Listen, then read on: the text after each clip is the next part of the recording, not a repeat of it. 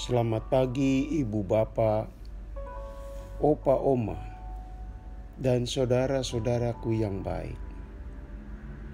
Kita berterima kasih kepada Tuhan. Kini kita memasuki hari baru. Seiring dengan itu, kasih-Nya sudah menanti kita di hari ini. Ini adalah modal penting kita menjalani aktivitas di hari Senin yang baru ini. Saudaraku, mari kita mendengarkan firman Tuhan dan merenungkannya. Dari Kisah Para Rasul 20 ayat 9. Seorang muda bernama Eutikus duduk di jendela. Karena Paulus amat lama berbicara, orang muda itu tidak dapat menahan kantuknya. Akhirnya ia tertidur lelap dan jatuh dari tingkat ketiga ke bawah. Ketika ia diangkat orang, ia sudah mati. Saudaraku, setiap orang punya batas kemampuan dalam beraktivitas. Jika batas itu dilampaui, maka akan berakibat tertentu. Seorang yang mendengarkan khotbah, batas maksimal daya konsentrasinya 45 menit. Lebih dari itu, mulai pikirannya mengembara kemana-mana. Atau buat orang tertentu malah mengantuk. Demikian juga hal lainnya. Ada contoh yang dramatis.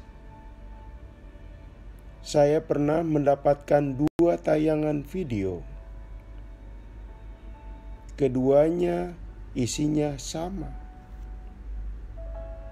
yaitu orang yang sedang berkhotbah tiba-tiba tumbang dan mati seketika di tempat itu. Bisa jadi kedua orang itu sudah lelah dan kelelahannya sudah melampaui batas kekuatan fisiknya. Tetapi karena dipaksakan, terlebih lagi kondisi tubuhnya mungkin punya penyakit. Hukum alam ini dalam Eutikus menjadi pengalaman yang dialami. Eutikus seorang yang muda, energik, dan penuh semangat menimba ilmu dan pengajaran iman. Ia berasal dari kota Troas, sebuah kota pelabuhan. Rasul Paulus rupanya sedang singgah di sana dan mengajar di sana. Saudaraku, Eutikus merupakan salah satu dari sekian orang yang hadir saat Rasul Paulus mengajar. Waktu itu, udara panas dan pengajaran berlangsung lama.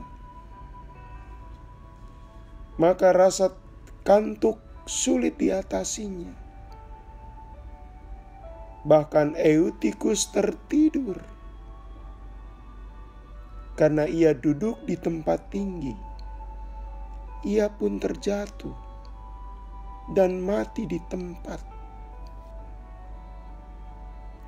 Saudaraku, peristiwa demikian sudah barang tentu menimbulkan kegoncangan. Mungkin ada yang menangis, berteriak kaget, dan sebagainya. Dan jika tidak diatasi secara cepat dan tepat, akan menjadi peristiwa berefek buruk pada kegiatan Rasul Paulus. Masyarakat bisa marah dan protes keras.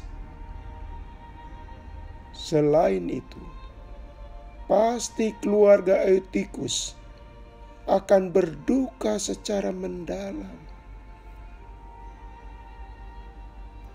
Saudara, aktivitas yang baik ternyata tidak bebas dari musibah.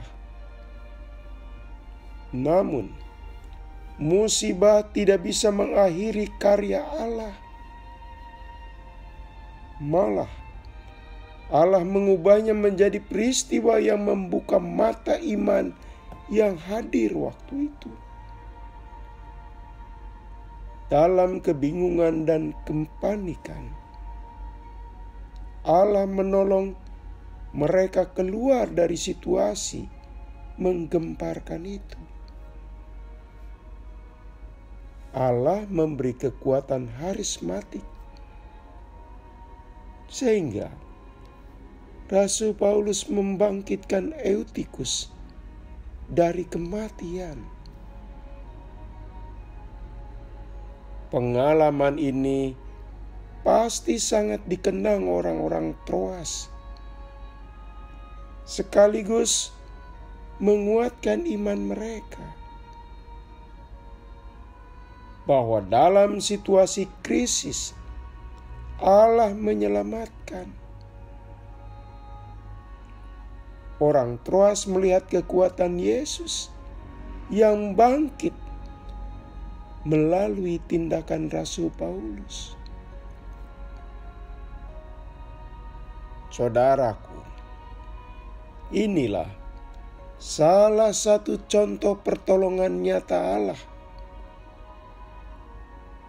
Allah membawa keluar seseorang atau kelompok orang dari masalah yang tiba-tiba muncul, tidak terduga, sekaligus tidak diharapkan. Demikian juga